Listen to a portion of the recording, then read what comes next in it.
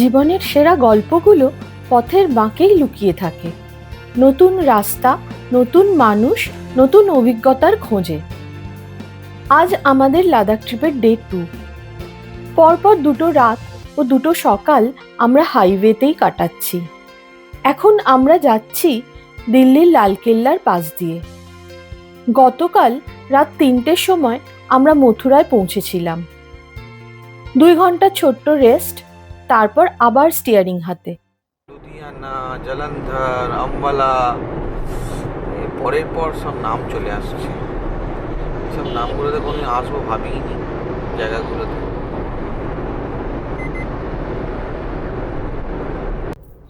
আমাদের সোজা বেরোতে হবে। আমি বাড়ি থেকে 1711 কিলোমিটার দূরে আছি, আর মোটামুটি 252 কিলোমিটার বাকি, মানে প্রায় 2000 কিলোমিটারের কাছাকাছি। একটা ক্যালকুলেশন তো আমাদের ছিলই যে এই এই দুদিনেতে এই জিনিসটা কভার করবো, মাঝখানে গ্যাপ দিয়ে। সেই দুদিন দিয়েই কভার হলো হিসাব মতন, তাই না? রাস্তা কিন্তু এখানকার খুবই ভালো, নো ডাউট খুব ভালো রাস্তা। পয়সা নেয় ঠিকই টোলের জন্য।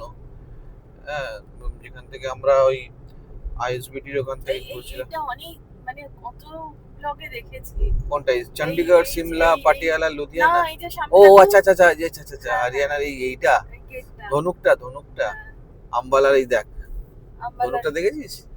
কত ব্লগে দেখেছি এটা।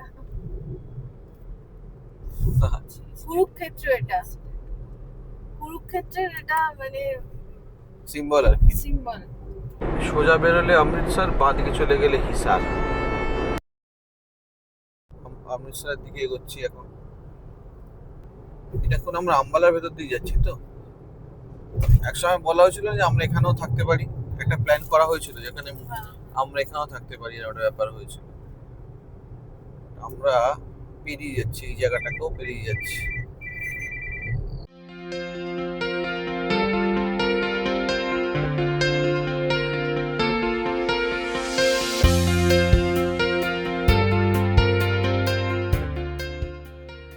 আম্বালা পেরিয়ে রাস্তার দৃশ্য পুরো বদলে গেল।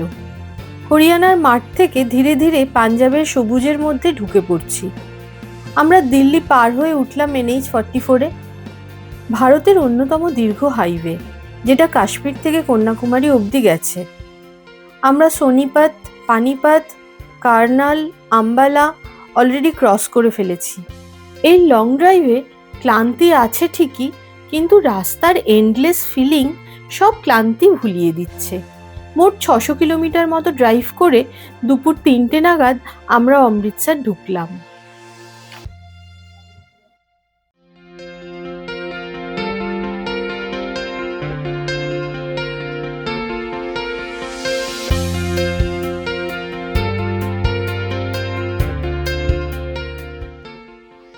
হাইওয়ের কাছেই আমাদের থাকার জায়গা, হোটেল গোল্ডেন গেট। হোটেলে চেক ইন করে তাড়াতাড়ি একটু ফ্রেশ হয়ে নিলাম। হোটেলের সামনে থেকেই একটা অটো ধরে এগিয়ে চললাম। शाम होनी है, मैंने घर से निकल पड़ना है। वो तो मैं घर वालों को लेने जाना है अब बस। अच्छा अच्छा, नॉन वेज खाओगे नहीं आप? नवरात्रि चल रहे हैं। नहीं खाते हैं हम लोग नॉन वेज, ऐसा नहीं है। नहीं नवरात्रि है ना बस ये। हाँ हाँ हाँ हाँ, अभी इस टाइम पे खाते नहीं है, बट खाते हैं नॉर्मली।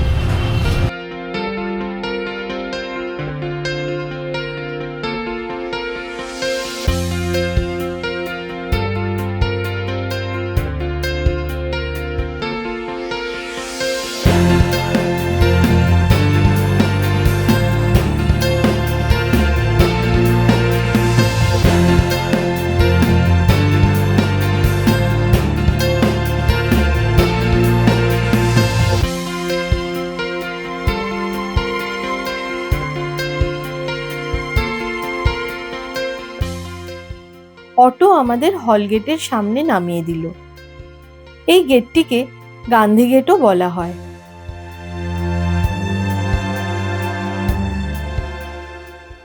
গেট পেরোতেই যেন অন্য এক জগৎ। চারিপাশে আলো, ভিড়, দোকানপাট, স্ট্রিট ফুডের গন্ধ, পুরো এলাকাটাই যেন জীবন্ত। এই এলাকাটাই বিখ্যাত হল বাজার।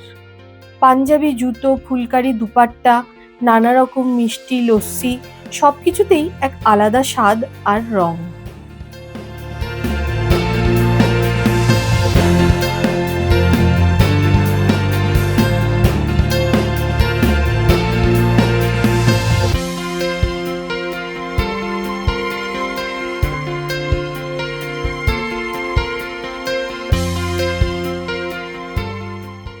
গোল্ডেন টেম্পল যাওয়ার আগে আমরা ঠিক করলাম প্রথমে একবার মাথা নত করে যাব ইতিহাসের সামনে। আমরা ঢুকে পড়লাম জালিয়ানওয়ালা বাগ।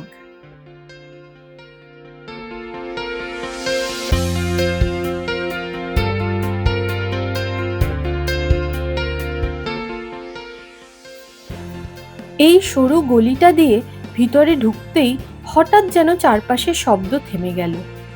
1919 সালের 13ই এপ্রিল এই জায়গাটাতেই ব্রিটিশ সেনা অফিসার নিরস্ত্র সাধারণ মানুষের ওপর নির্বিচারে গুলি চালায়।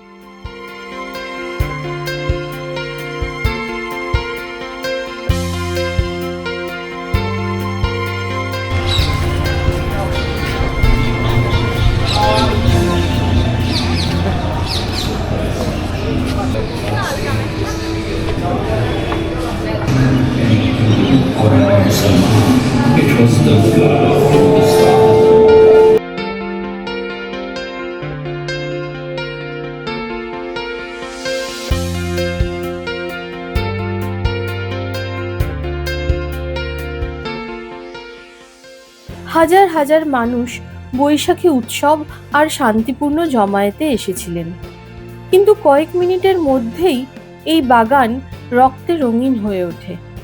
আজও এখানে সেই গুলির চিহ্ন দেওয়ালে দেখা যায়।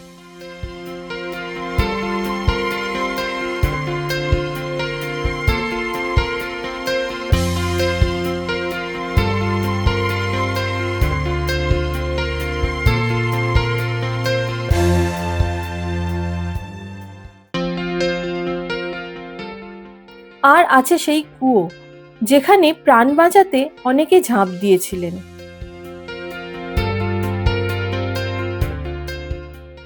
ওই দেওয়ালের সামনে দাঁড়িয়ে আমাদের রোড ট্রিপের এক্সাইটমেন্ট হঠাৎ করেই একটা গভীর নীরবতায় বদলে গেল।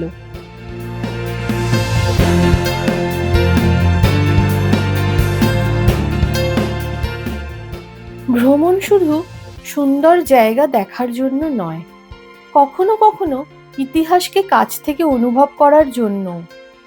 জালিয়ানওয়ালা বাগ আমাদের মনে করিয়ে দিল স্বাধীনতার মূল্য কতটা বড় ছিল।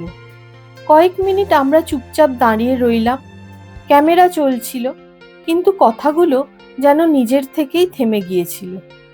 তারপর ধীরে ধীরে বেরিয়ে এলাম, মনে এক অদ্ভুত ভার আর শহীদদের প্রতি গভীর শ্রদ্ধা নিয়ে।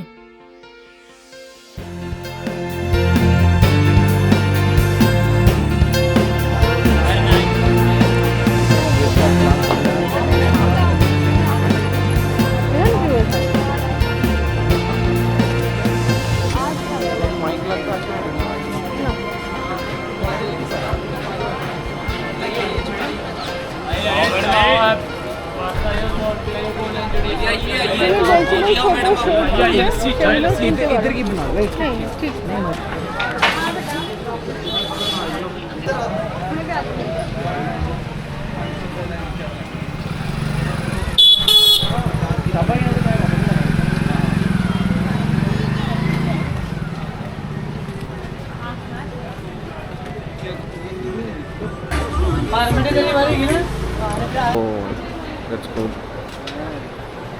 हमारे शॉप का चलता है।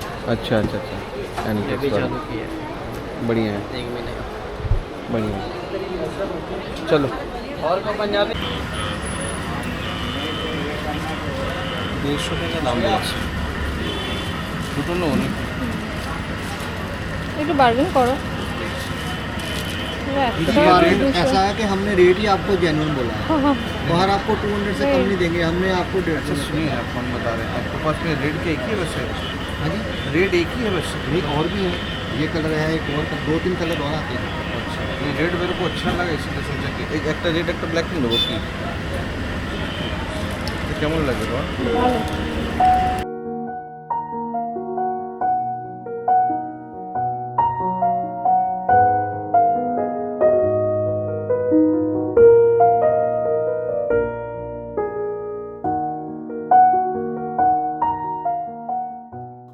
অমৃতসর এসে একটু কেনাকাটা না করে সেটা কি হয়? তাই হল বাজারের ভিড়ের মধ্যেই আমরা ঢুকে পড়লাম। চারপাশে রঙিন দোকান, আলো আর মানুষের কোলাহল। ভাবলাম এত দূর থেকে এসেছি, কিছু না কিছু তো স্মৃতি হিসেবে নিয়ে যেতেই হবে। তাছাড়া এখানকার মার্কেটের একটা আলাদাই চার্ম আছে।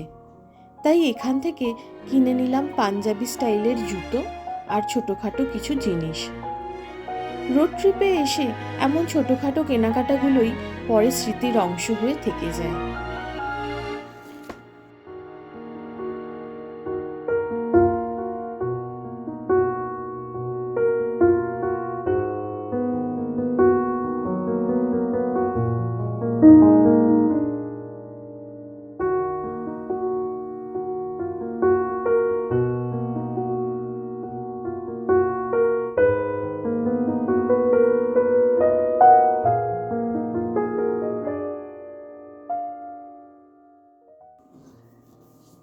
কেনাকাটা আর শহর ঘোরা শেষ করে এবার আমরা পড়ন্ত বিকেলে ঢুকে পড়লাম গোল্ডেন টেম্পল দর্শন করতে।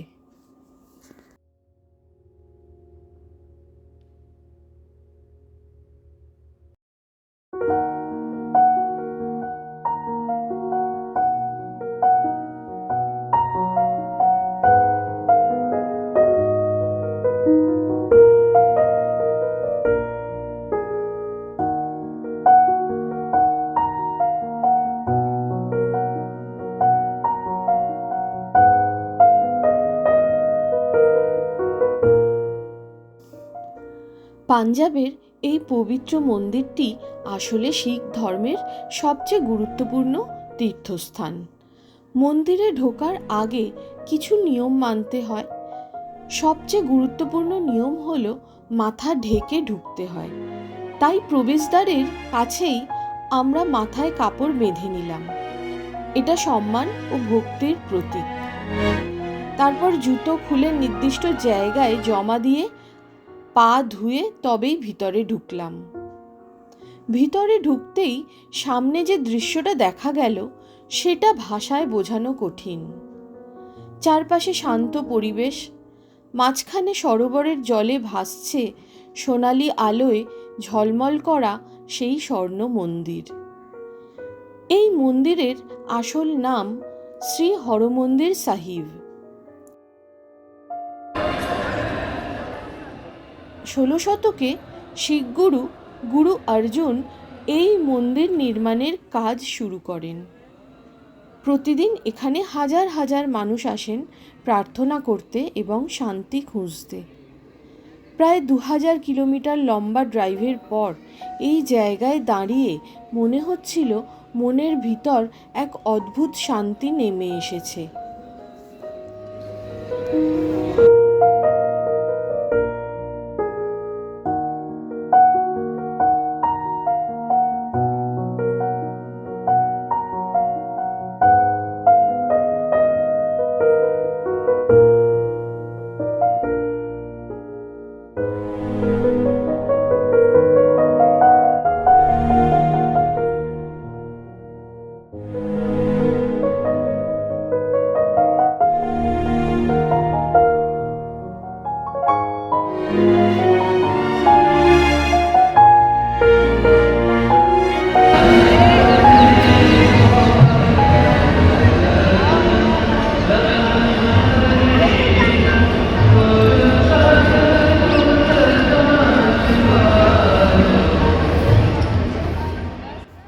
ধীরে ধীরে সন্ধ্যা নেমে এলো অমৃতসর শহরের ওপর।